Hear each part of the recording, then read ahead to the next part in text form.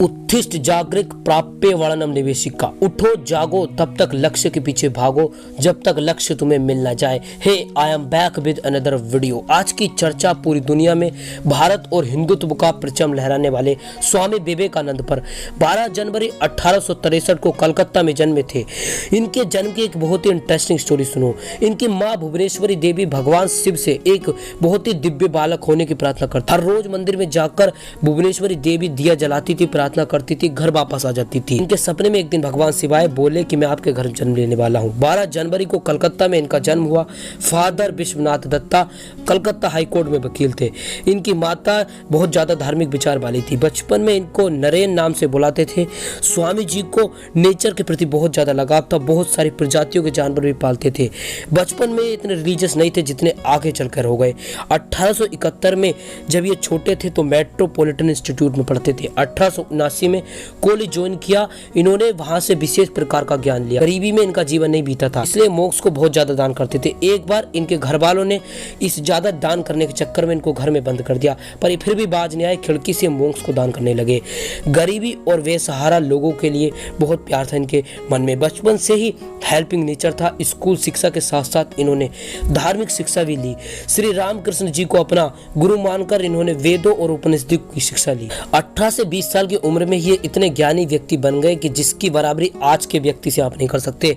महान scientist APJ Abdul Kalam को आप जैसे लोग हीरो मानते होंगे, पर ये स्वामी विवेकानंद को अपना असली हीरो मानते हैं। निकोला टेस्ला, लाल बहादुर शास्त्री, महात्मा गांधी, सुभाष चंद्र बोस के भी रियल हीरो यही है स्वामी विवेकानंद। 1889 में जब ये 21 साल के थे, इनके फादर की डेथ हो गई थी। कोर्ट से कुछ कागज आए, उसमें लिखा था कि भाई नरेंद्र, आपको अपने पिता के द्वारा लिया गया लोन चुकाना है। मुश्किल तो पहले से आ चुकी थी, पर मुश्किल बढ़ाने का काम इनके रिश्तेदारों ने कर दिया।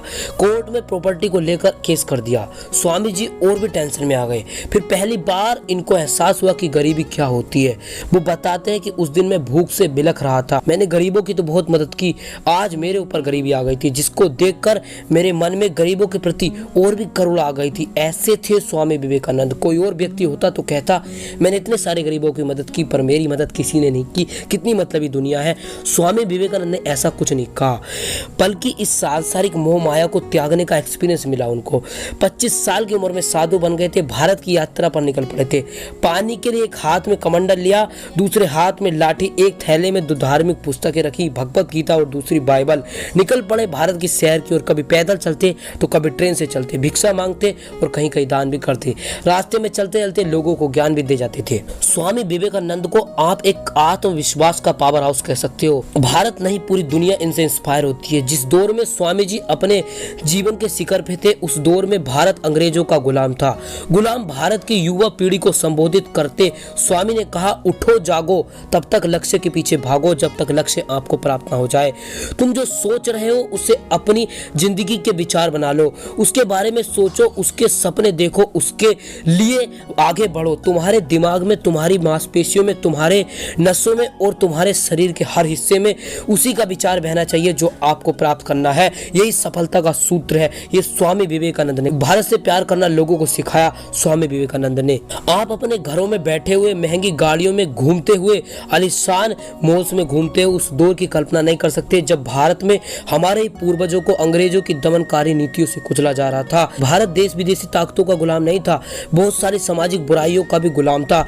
हमारे देश में छुआछूत जैसी बीमारी फैली हुई थी। जाति धर्म के लेकर लड़ाइयां होती रहती थी। भारत का पूरा समाज बिखरा हुआ था, टुकड़े टुकड़े में बटा हुआ था भारत समय। भारत के युवा को उस समय आत्मविश्वास दिलाने का काम स्वामी विवेकानंद ने करा। 133 वर्ष पहले दुनिया भारत को सपेरों और जादूगरों का देश कहती थी। भारत के लोगों का कोई सम्मान नहीं था। उस दौर में स्वामी ने पूरी दुनिया को प्रभावित किया। तो आप, मैं और हम सब क्यों नहीं कर सकते? स्वामी विवेकानंद पूरी दुनिया में एक युवा सन्यासी के रूप में भारतीय संस्कृति की सुगंध विदेश में बिखेरने चले गए थे। परमिशन लेने के लिए वो माँ शारदा के पास पहुंचे। बोले, माँ मुझे आज्ञा दो विदेश जाने की, मैं अपने ज्ञान को पूरी दुनिया में बताना चाहता हूँ। स्वामी ने कहा कि आप चेक कर लो कि मैं इस योग्य हूँ या फिर नहीं। माँ ने कहा, जरा वो चाकू उठा, सेब काटना है। स्वामी जी ने उस चाकू को उठाया और माँ को दे दिया। माँ ने कहा, अब तू विदेश जाने के योग्य है। पर क्यों? आपने तो मेरा टेस्ट नहीं लिया। तो माँ ने बोला कि चाकू जब तूने दिया मुझे तो लकड़ी का हिस्सा तूने मुझे पकड़ाया और धार वाला हिस्सा तूने पकड़ा, इससे ये प्रूफ हो गया, मतलब साफ है कि अब तू अपना बुरा करने के लिए तैयार है सामने वाले की भलाई के लिए। अमेरिका के शिकागो में जब ये पहुंचे तो 7,000 लोगों के सामने अपने धर्म को रिप्रेजेंट करना था। उस प्रेस में बैठे सारे लोग एक्साइटेड थे कि भारत का नव युवक जो फटे वस्त्रों में यहाँ आया है वो आखिर क्या बोलने वाला है। स्वामी जी भी थोड़े चिंता में थे क्योंकि आज तक इतने सारे लोगों के सामने नहीं बोले। उनका नंबर आया जब पहली लाइन बोली, उन्होंने बोला कि my sister's and brothers of America. वहां पर बैठे सारे लोग खड़े होकर 2 मिनट तक ताली बजाए। आखिर ऐसा क्यों किया? स्पीच तो हम भी देते हैं, बहुत अच्छे से देते हैं, पर हमारी बार को तो कोई ताली बजाने में नहीं चाहता। इसका रीजन आप कमेंट में लिखो। इसके बाद तो स्वामी विवेकानंद ने इतनी धमाकेदार स्पीच दी जिसको सारी दुनिया ने सुना। उन्होंने कहा अपने जीवन में जोखिम उठाओ, यानी रिस्क लेने को बोल रहे हैं। अगर जीतोगे तो नेतृत्व करोगे, अगर हारोगे तो लोगों का मार्गदर्शन करोगे। एक दफा एक अंग्रेज स्वामी जी के कमरे में दाखिल हुआ। उसने देखा कि उनके बेड के पास बहुत सारी किताबों का ढेर रखा है। उन सबके नीचे गीता रखी है, उसके ऊपर अंग्रेजी राइटर्स की पुस्तक रखी है। अंग्रेज हंसकर बोला स्वामी से कि आखिर आपने मान ही लिया कि हमारे राइटर ऊपर, आपके राइटर नीचे। फिर क्या हुआ? स्वामी जी ने फटाक से गीता, नीचे रखी गीता खींची और सारी किताबें गिर गई। अब स्वामी हंसते हुए बोले कि बेटा बेस तो यही था। एक और स्टोरी सुनो। विवेकानंद जी सुबह लाइब्रेरी जाते थे, 4-5 किताबें लाते थे, फिर वापस शाम को रखाते थे। ऐसा हर रोज वो करते थे। एक दिन लाइब्रेरी के कर्मचारी ने पूछ लिया कि क्या आप किताबों को सिर्फ देखने के लिए ले जाते हो या फिर पढ़ते भी हो? स्वामी ने बोला पढ़ता हूँ। अच्छा, तो कर्मचारी ने स्वामी जी से पुस्तक ली और उसका रैंडमली कोई भी पेज ओपन कर लिया। पूछा बताओ इस पृष्ठ पर क्या लिखा है? स्वामी जी ने सेम टू सेम उस पेज पर लिखा एक एक शब्द उसको बता दिया बिना देखे।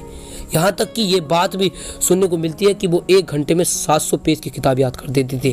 तेज बुद्धि और स्मरण शक्ति के लिए जाने जाते थे। एक व्यक्ति ने स्वामी विवेकानंद से कहा मुझे मेहनत के बाद भी सफलता नहीं मिलती। इस पर उन्होंने कहा कि तुम अपने कुत्ते को सैर करा के लेकर आओ। वो गया, सैर करा के कुत्ते को वापस लेकर आया। कुत्ता थका हुआ था पर उसके चेहरा चमक रहा था।